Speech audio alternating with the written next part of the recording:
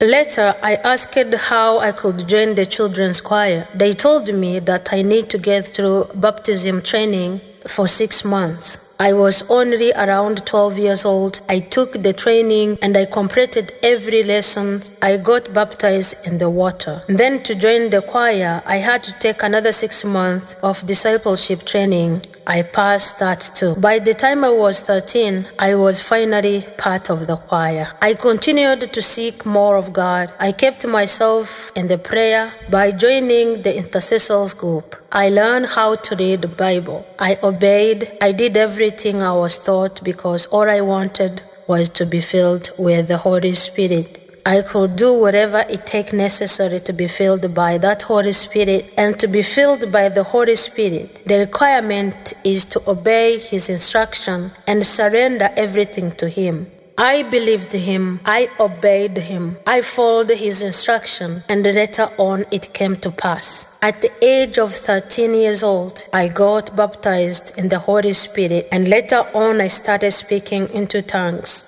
Then I received the Holy Spirit gift and I began to see vision at night. After I received the Holy Spirit gift, I felt brand new. I was happy that I had now a helper. I was lifted out of that fear, anger, and loneliness. I was no longer alone and I was no longer afraid of dying, and I knew that God had heard my prayer. But the more I grew in Jesus, the more my mother hated me. It was no longer just rejection. She had completely given up on me just because I had added on Pentecostal behavior. During that time, she looked at me and said, "We are no longer a family. You are not my child anymore. From now on, we are two different people." That was the moment I lost my mother again, not just physical this time, but spiritually. That was the day I had to choose between God and my mother. It was another era in my life, a period of the time I had to stand for what I believed, ready to face consequences of my first tough choice I had made,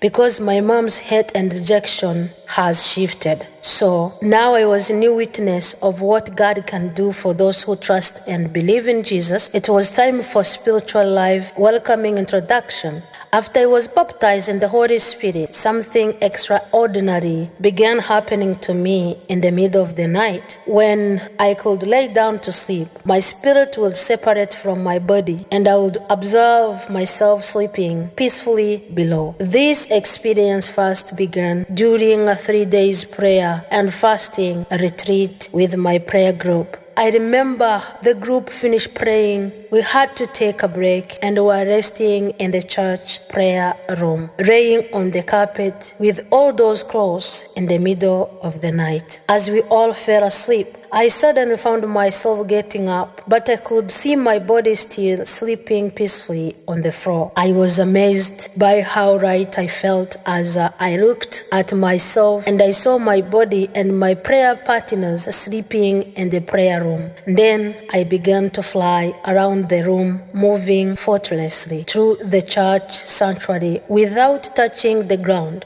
Within a moment, I found myself on the church roof, sitting at very top of the building. From this vantage point, I could see all four corners of the church property simultaneously, both inside and outside the building. I was just looking at the sky, watching creatures' movement. I was peacefully relaxing from the whole night. When it was almost time to wake up, I saw the team leaders returning from another part of the church building where they had gone to rest. Suddenly, I heard a voice coming from behind me. It sounded like a loving, gentle voice. It said to me, "Jeanette, you have to go back into your body before your team leaders open that prayer door." As I was wondering who was speaking to me, trying to look to where the voice was coming from and see who was talking to me, a heavy hand tapped at my shoulder. That voice said, "Go." With a supernatural speed, I returned to the room just as the team leaders called us to wake up. I was back in my body, awakening at the same time as everyone else. God knew exactly what was about to happen to me. He prepared me